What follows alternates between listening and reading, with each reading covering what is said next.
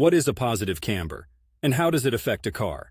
When you're cruising down the streets of Portland, or really anywhere for that matter, and you spot those eager beaver tuner cars with their wheels tilted outwards, what you're looking at is a prime example of a positive camber.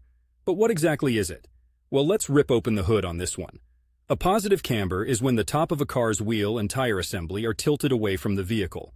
Picture it like this. You're standing with your feet shoulder-width apart and you lean your shoulders back. That lean is essentially what's happening to the car tires. They're puffing out their chest in a way. Now, in the everyday commuter car that you see pottering around the streets of Portland, the positive camber is subtle, almost like a relaxed stance rather than a full lean back. It's engineered this way for a reason. Too much of it and you're sacrificing stability for the sake of, well, it's usually for looks in those modded cars. But there's a method to the apparent madness. With a controlled amount of positive camber, you get a vehicle that's easier to steer. It's not just about adding swagger to your ride. It's also about reducing the wear and tear on the wheel bearings and suspension components.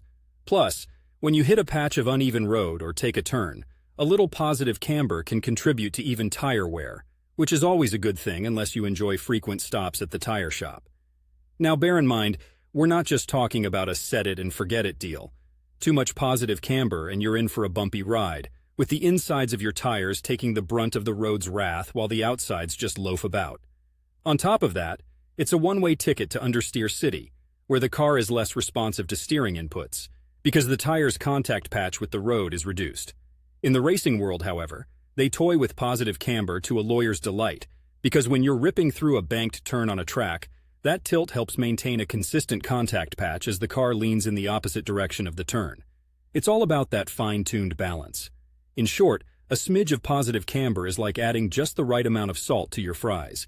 It brings out the best in your car's handling and helps with the longevity of your tires. But overdo it, and you're looking at a meal that's too salty and a car that's less stable on the road. Remember, the streets aren't a racetrack, even though some seem to think they are. And in Portland, with our mix of urban driving and trips out to the leafy hugs of the surrounding Oregon wilderness, keeping your camber within the sensible spectrum makes for a smoother journey all round.